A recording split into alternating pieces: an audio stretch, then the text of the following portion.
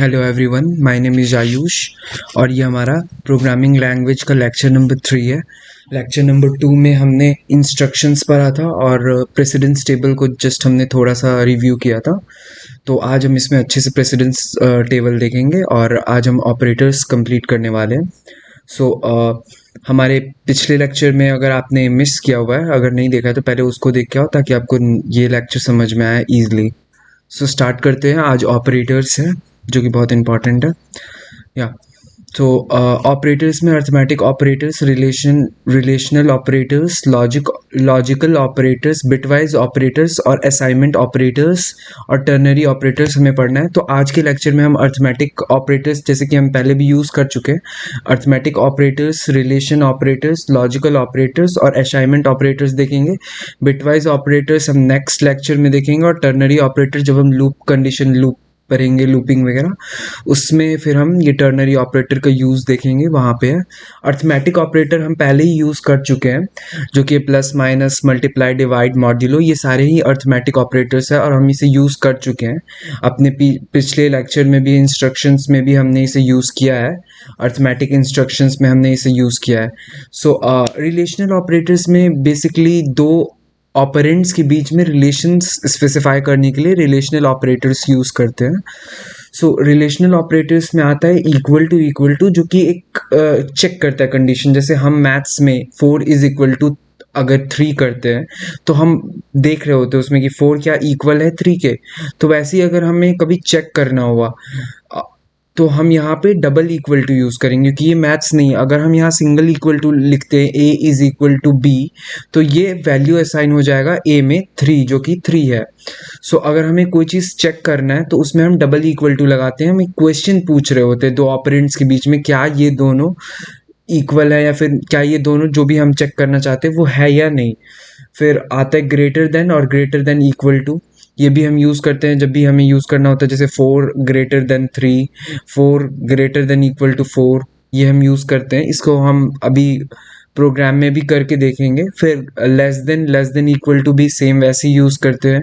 और फिर not equal to भी हम यूज़ करते हैं, जो कि एक्सक्लेमेशन मार्क और इज इक्वल टू हो गया, उसको हम नॉट इक्वल टू बोलते हैं। तो हम एक प्रोग्राम से देखते हैं कि हम इसे कैसे यूज़ कर सकते हैं।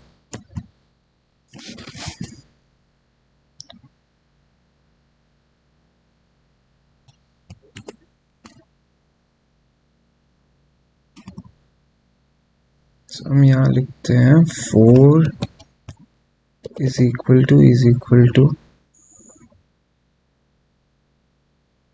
4। ये क्या बताता है?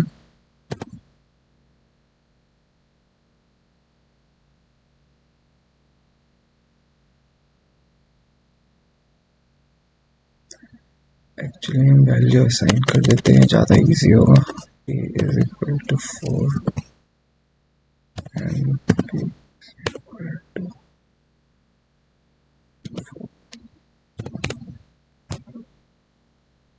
a is equal to.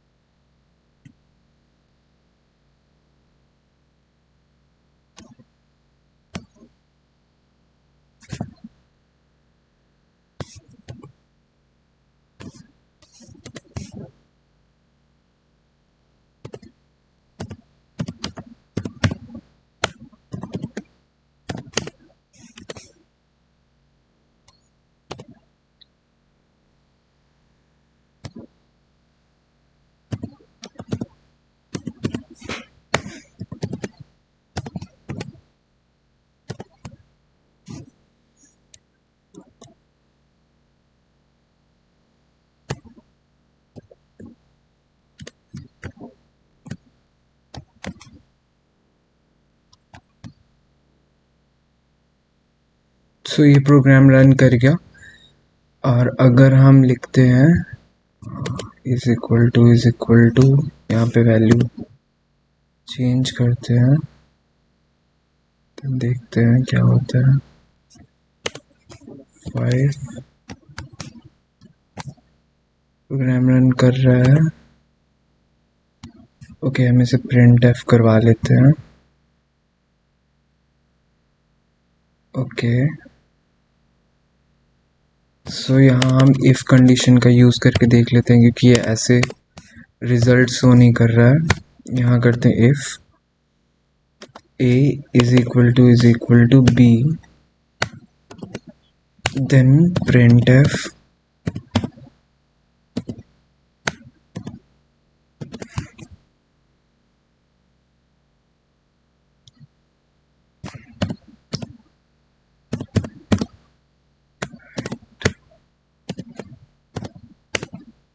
else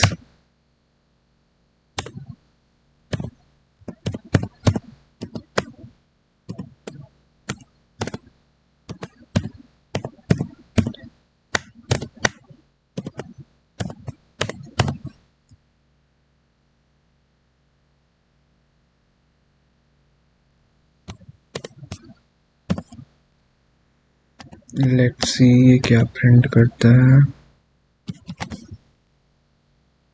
okay, ये राइट है, और जब हम वैल्यू यहाँ 5 करते हैं तो फिर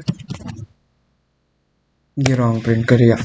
सो हमने देखा जैसे हम इक्वल टू कैसे यहाँ यूज़ कर पा रहे हैं, क्योंकि एक्चुअली मैंने जब बिना इफ़ और एल्स कंडीशन के डाला तो ये 0 1 दिखा नहीं रहा है। सो अगर हम इसे नेक्स्ट कोई अदर कंपाइलर में करेंगे तो वो 0 1 दिखा देगा, उसमें कोई इशू नहीं है। बट यहाँ शो नहीं हो रहा था, इसलिए मुझे इफ़ एल्स यूज़ करना पड़ा। इफ़ एल्स को और अच्छे से हम अभी समझेंगे आगे भी, और हम जैसे कि पहले लेक्चर में भी समझ चुके हैं इफ़ एल्स को, और हम देखेंगे।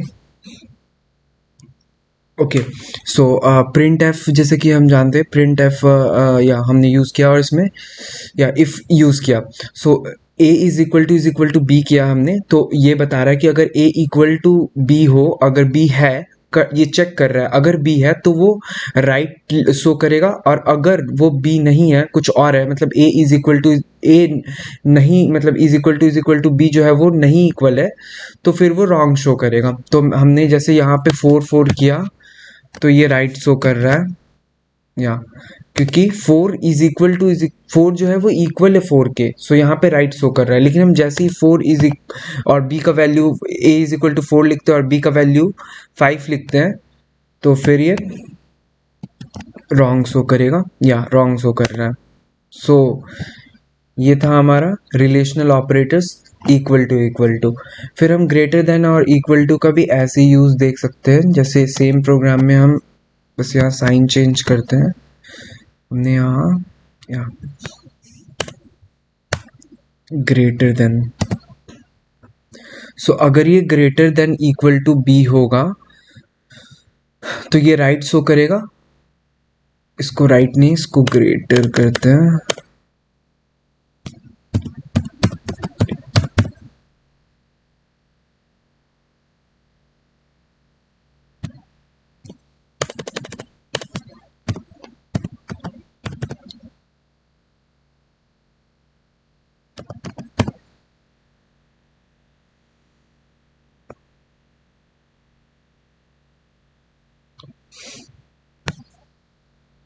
सो या इसे अब हम रन करके देखते हैं ये क्या शो कर रहा है, क्योंकि हमें पता है 4 जो है वो स्मॉलर है और 5 जो है वो ग्रेटर होता है। तो फिर हम इसे करके देख लेते हैं कि ये क्या शो कर रहा है। सॉरी,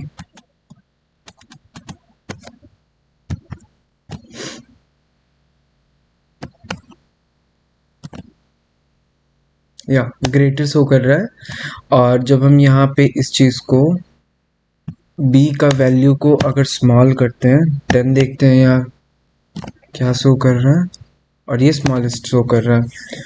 सो जैसे हम देख पा रहे हैं यहाँ पे ग्रेटर देन और ग्रेटर देन इक्वल टू अगर हम यूज़ करते हैं तो यहाँ पे हम उसको भी यूज़ कर सकते हैं। अगर हम सिर्फ ग्रेटर देन यूज़ करना चाहें तो वो भी हम ऐसे यूज़ कर सकते हैं। यहाँ पे अगर हम लिखते हैं 5 6 तो ये आ जाता है ग्रेटर, या सो ये है greater than equal to relational operators. फिर smaller than equal to same होता है। फिर नॉट इक्वल टू का भी हम एक एग्जांपल देख लेते हैं। नॉट इक्वल टू में कैसे करेंगे हम,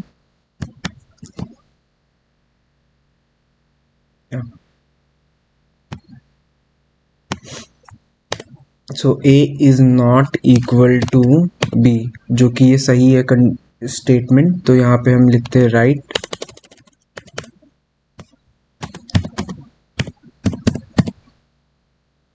और क्योंकि नेक्स्ट ये रॉन्ग ही हो सकता है,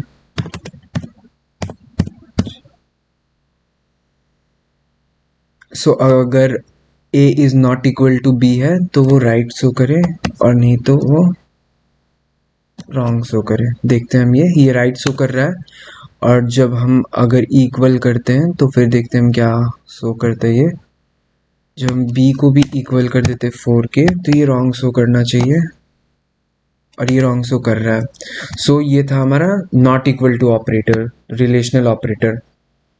सो या ये था हमारा रिलेशनल ऑपरेटर। अब हम बढ़ते हैं आगे, लॉजिकल ऑपरेटर। लॉजिकल ऑपरेटर जो है ये हमारे लिए नया है। इसमें क्या करते हैं, जैसे हम एंड सिंबल अगर यूज़ किए तो वो उसमें फिर क्या होता है कि लॉजिक वो देखता है, मतलब दो ऑपरेंड के बीच में क्या लॉजिक है। और अगर वहाँ हम लॉजिक मीन्स मतलब दो लॉजिक लगाते हैं, जैसे एक लॉजिक हम बोलते हैं कि a is greater than b, और फिर एंड लगा के a is equal to b, तो इस दोनों वो दोनों कंडीशन चेक करेगा। अगर वो दोनों कंडीशन ट्रू होगा तभी वो एग्जीक्यूट करेगा प्रोग्राम। अगर दोनों कंडीशन में से कोई एक कंडीशन भी फॉल्स हुआ तो प्रोग्राम एग्जीक्यूट नहीं करेगा, वो एरर थ्रो करेगा। सो अगर हम एंड ऑपरेटर यूज कर रहे हैं तो वहाँ जो दो स्टेटमेंट दो जो हम दो भी जो भी दो स्टेटमेंट्स लिख रहे हैं वो दोनों ट्रू होना चाहिए, तभी वो वैल्यू ट्रू जो है वो एग्जिट करेगा और वो प्रोग्राम वर्क करेगा। और ऑपरेटर में क्या होता है, अगर कोई एक वैल्यू भी ट्रू है तो वो जो उसका अगर एक वैल्यू भी ट्रू है तो फिर वो रन कर जाएगा प्रोग्राम, और जो भी ट्रू होगा वो दिखा देगा। बट अगर उसमें कोई भी ट्रू नहीं हुआ तो वो नहीं दिखाएगा। और इसमें एंड ऑपरेटर में है कि दोनों ट्रू होना चाहिए, अगर कोई एक ट्रू हुआ तो वो प्रोग्राम रन नहीं करेगा। और नॉट इक्वल टू तो हमने यूज़ किया हुआ है, नॉट क्या होता है, नॉट ऑपरेटर। सो ये हमने यूज़ किया हुआ है। हम एक प्रोग्राम से देखते हैं एंड ऑपरेटर और ऑपरेटर को कि हम कैसे इसको यूज़ करेंगे। जैसे हम लिखते हैं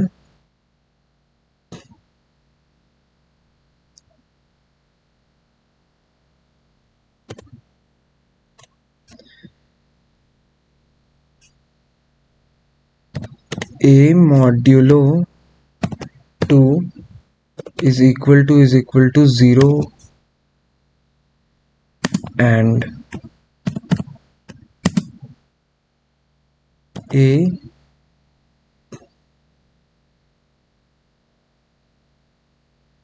greater than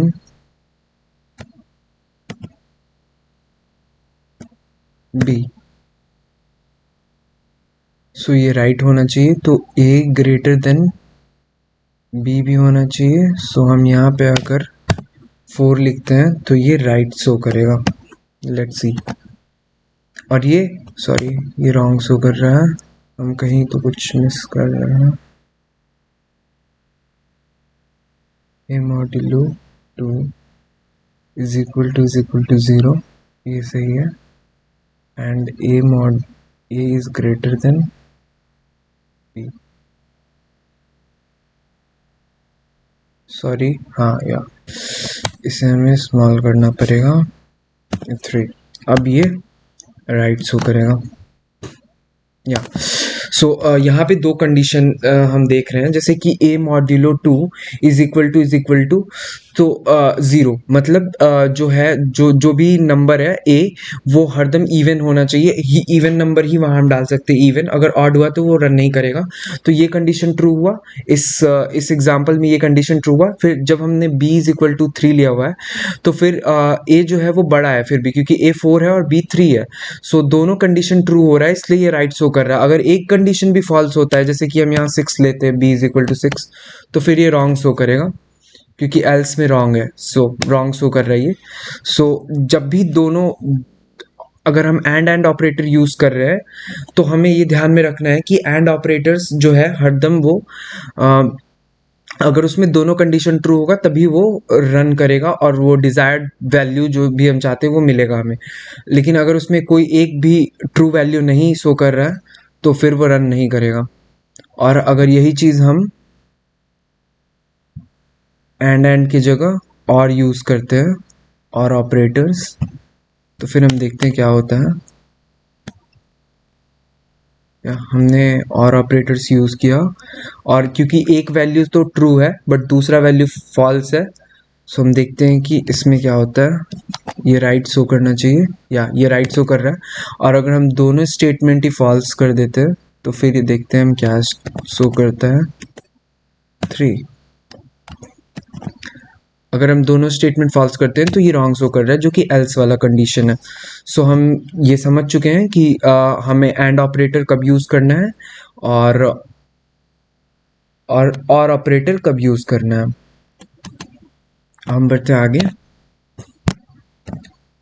सो हाँ, या ऑपरेटर्स प्रेसिडेंस टेबल हमने पिछले लेक्चर में भी देखा था, बट पूरे अच्छे तरीके से नहीं देखा था। तो सबसे ज़्यादा जो ऑपरेटर्स में सबसे ज़्यादा हाईली प्रेसिडेंस जिसको मिला हुआ है वो नॉट इक्वल टू को मिला हुआ है, नॉट को मिला हुआ है। फिर सेकंड आता है एस्टरिस्क, स्लैश और परसेंटेज, और इसको भी यूज़ कर चुके हैं हम। और फिर प्लस माइनस उसके बाद आता है। तो ये जो ऑपरेटर प्रेसिडेंस टेबल है आप इसे याद कर लो, ये बहुत इंपॉर्टेंट है। या फिर असाइनमेंट ऑपरेटर्स क्या होता है, जैसे इक्वल टू, जैसे कोई भी वैल्यू असाइन करने के लिए, जब भी कोई भी दो ऑपरेंड्स में हमें अगर वैल्यू असाइन करना हो, मतलब ए में हमें कोई वैल्यू असाइन करना होगा 3, तो हम ये इक्वल टू जो कि असाइनमेंट ऑपरेटर है उसको यूज़ करेंगे। और फिर प्लस इक्वल टू क्या है कि जैसे ये एक शॉर्ट हैंड ऑपरेटर हुआ, शॉर्ट हैंड असाइनमेंट ऑपरेटर। जैसे कि अगर हम लिखना चाहते हैं A is equal to A plus B, अगर A is equal to A में ही हम अगर कोई अनदर वैल्यू प्लस करना चाहते हैं तो उसके लिए हम शॉर्ट हैंड यूज़ कर सकते हैं, जो कि है A plus is equal to B. So ये सेम चीज़ हम माइनस के साथ भी यूज़ कर सकते हैं, A is equal to A minus B, so A minus is equal to B. So ये सेम चीज़ हम ऐसी मॉड्यूलो के साथ भी यूज़ कर सकते हैं। तो ये यूज़ करके भी हम देख लेते हैं कुछ प्रोग्राम में, ताकि हमारे डाउट्स क्लियर हो जाए। सो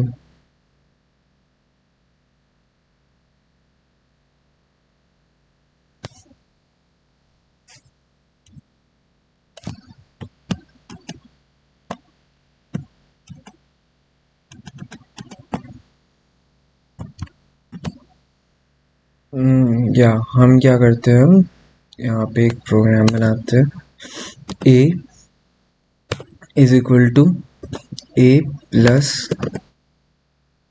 बी। इसको हम कर लेते हैं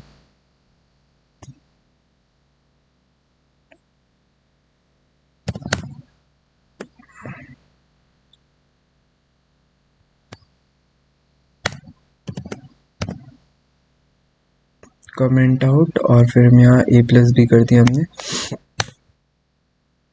अब यहाँ हम कर लेते प्रिंट एफ,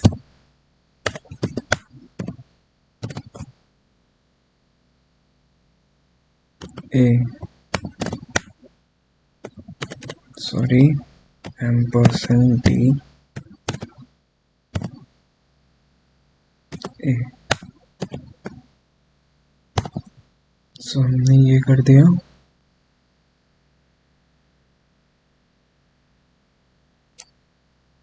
हम देखते हैं क्या वैल्यू आता है यहाँ।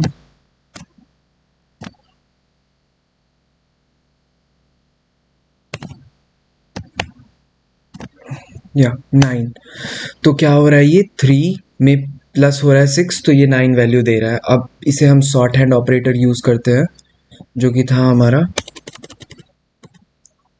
ए प्लस इक्वल टू बी। अब हम देखते हैं क्या होता है यहाँ। सो अभी भी ये वैल्यू 9 दे रहा है, तो शॉर्ट हैंड ऑपरेटर हम देख सकते हैं कि हम A is equal to A plus B अगर लिखना चाहे तो इसको हम शॉर्ट हैंड में A plus is equal to B भी लिख सकते हैं। सो ये था हमारा शॉर्ट हैंड ऑपरेटर्स। सो इसमें assignment short hand assignment operator, इसमें हम माइनस वाला भी जानते हैं, माइनस इज इक्वल टू, ये भी माइनस के लिए अगर हमें लिखना हो A is equal to A minus B, so उसके लिए हम यूज़ कर सकते हैं same modulo and asterisk and सब के लिए यूज़ करते हैं। फिर हम बढ़ते हैं आगे। जो कि या कुछ क्वेश्चन है जो कि बहुत इंपॉर्टेंट है। एक क्वेश्चन मैं सॉल्व करूंगा, बाकी 2 क्वेश्चन आपको खुद से सॉल्व करना है। अगर वो दो क्वेश्चन आपसे सॉल्व नहीं हुआ तो आप कमेंट करो, नेक्स्ट लेक्चर में मैं उस दोनों क्वेश्चन को सॉल्व कर दूंगा आपके लिए, अगर कोई प्रॉब्लम आता है तो। ओके, सो फर्स्ट क्वेश्चन क्या है हमारा, write a program to check if a number is divisible by 2 और नॉट। ये एक्चुअली हमने यूज़ कर लिया है प्रोग्राम में, बट फिर से हम इस यूज़ देख लेते हैं, जैसे यहाँ पे हमने यूज़ किया हुआ ऐसे। एक मिनट, क्वेश्चन क्या है, write a program to check if a number is divisible by 2 और नॉट। सो या इसमें हम नंबर ले लेते हैं, स्कैन ऑफ करवा लेते हैं पहले, तो वो इजी हो जाएगा।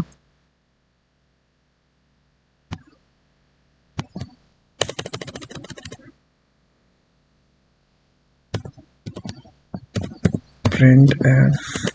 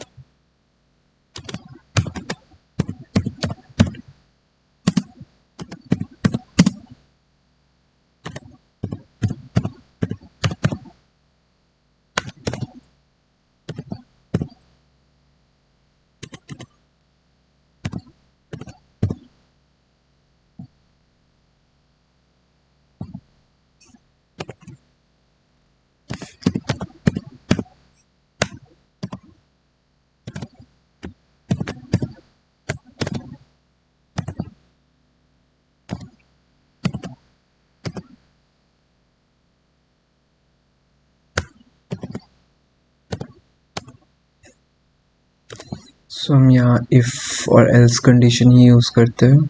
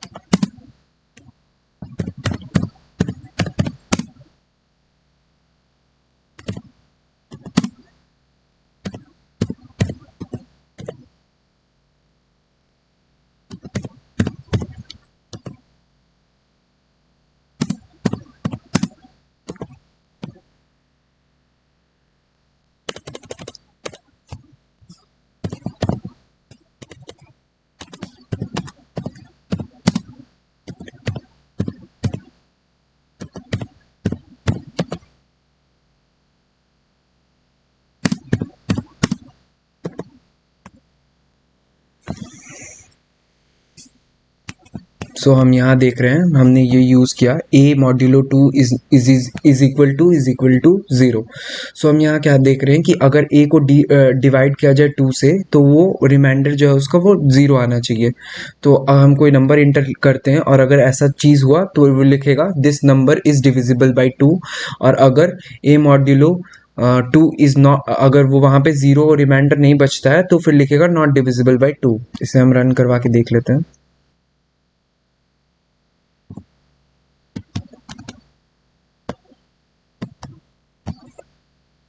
सो इसे हम रन करवाते हैं।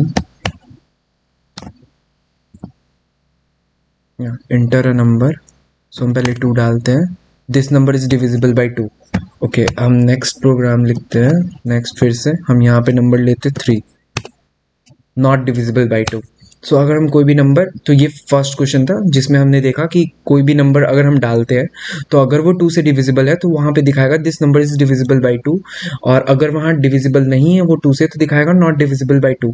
तो ये बहुत ही ईजी प्रोग्राम था, मैंने फर्स्ट क्वेश्चन कंप्लीट कर दिया है। तो बाकी क्वेश्चन जो और बचा हुआ है वो आप लोगों को खुद से करना है। Write a program to print the average of 3 number, ये बहुत इजी प्रोग्राम है। फिर write a program to print the smallest number, ये दोनों क्वेश्चन करना है। अगर नहीं होता है तो नेक्स्ट क्लास में मैं इसे फिर बताऊंगा। सो तब तक के लिए थैंक्स, एंड नेक्स्ट लेक्चर का वेट करो। नेक्स्ट लेक्चर आने के बाद फिर हम इसे कंटिन्यू करेंगे। Okay, thank you.